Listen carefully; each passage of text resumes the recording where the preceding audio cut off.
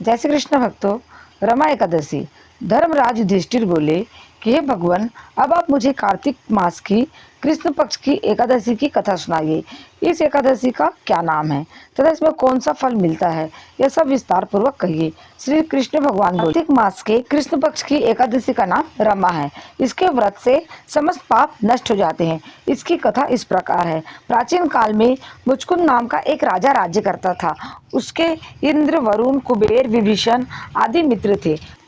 वह सत्यवादी तथा विष्णु भक्त था। उसका राज्य बिल्कुल निष्कंटक था। उसके एक उत्तम चंद्रभागा नाम की लड़की उत्पन्न हुई। उसने उस लड़की का विवाह राजा चंद्रसेन के पुत्र साभन के साथ किया।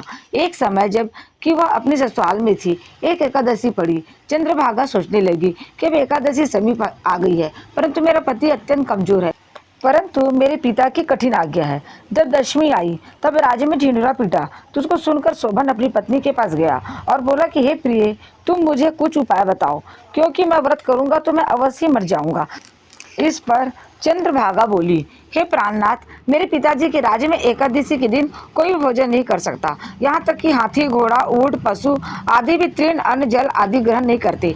फिर यह मनुष्य कैसे भोजन कर सकते हैं? यदि आप भोजन करना चाहते हैं तो दूसरे स्थान को चले जाइए, क्योंकि यदि आप इसी स्थान पर रहेंगे तो आपको व्रत अवश्य करना पड़ेगा। उस पर शोभन बोला कि हे प्रिय, तुम्हारा कहना बिल्कुल सत्य है। अब मैं व्रत अवश्य करूंगा। भाग में जो लिखा है वह होएगा ही। ऐसा विचार करके उसने एकादशी का व्रत किया और भूख और प्यास से अत्यंत पीड़ित होने लगा। सूर्य भगवान भी अस्त हो गए और जागरण के लिए रात्रि हुई। वह रात्रि शोभन को दुख देने वाली थी। दूसरे दिन प्रातः से पूरे शोभन इस संसार से चल बसा।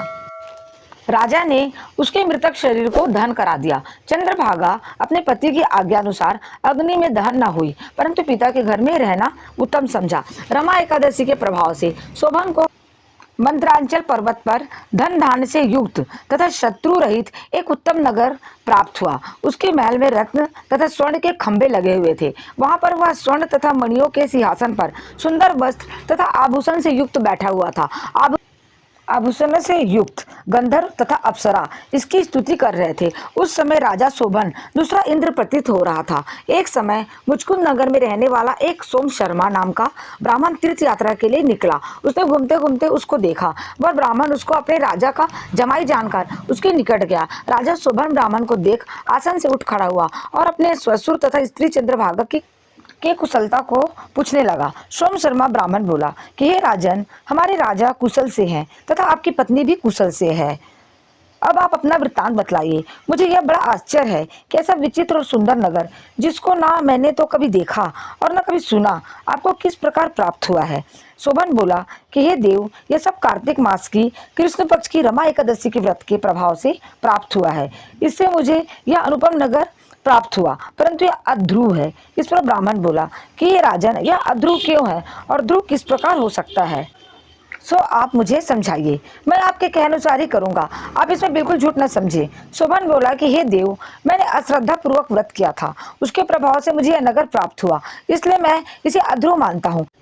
यदि तुम इस वृत्तांत को राजा मुचकुंद की पुत्री चंद्रभागा से कहोगे तो वह उसको ध्रुव बना सकती है। ब्राह्मण ने वह आकर चंद्रभागा से समस्त वृत्तांत कहा। इस पर राजकन्या चंद्रभागा बोली, हे ब्राह्मण देव, आप क्या वह सब वृत्तांत प्रत्यक्ष देखकर आए हैं या अपना स्वप्न कह रहे हैं? इस पर ब्राह्मण बोला कि हे पुत्री, मैंने तेरे पति शोभन तथा उसके नगर को प्रत्यक्ष देखा है, परंतु वह नगर अध्रुव है। तो कोई ऐसा उपाय कर जिससे कि वह ध्रुव हो जाए। बस। पर चंद्रभागा बोली कि हे महाराज, आप मुझे उस नगर में ले चलिए, मैं अपने पति को देखना चाहती हूँ। मैंने अपने व्रत के प्रभाव से उस नगर को ध्रुव बना लूंगी। चंद्रभागा के वचनों को सुनकर वह ब्राह्मण उसको मंदरांचल पर्वत के पास वामदेव के आश्रम को ले गए।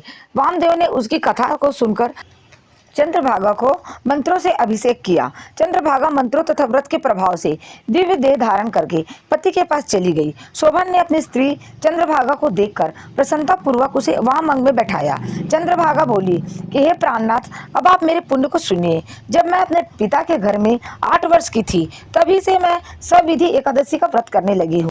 उन्हीं के व्रत के प्रभाव से आपका नगर ध्रुव हो जाएगा और समस्त कर्मों से युक्त होकर प्रलय के अंत तक रहेगा। चंद्रभागा दिव्य रूप धारण करके तथा दिव्य वस्त्रालंकारों से सजकर अपने पति के साथ आनंद पूर्वक रहने लगी और शोभन उसके साथ आनंद पूर्वक रहने लगा। हे राजन, यह मैंने रमा एकादशी का महत्व कहा है। जो मनुष्य रमा एकादशी के व्रत को करते हैं उनके समस्त ब्रह्म हत्या आदि के पाप नष्ट हो जाते हैं। जो मनुष्य रमा एकादशी का महात्मा सुनते हैं वह अंत समय विष्णु लोक को जाते हैं। बोलो कृष्ण कन्हैया लाल की जय।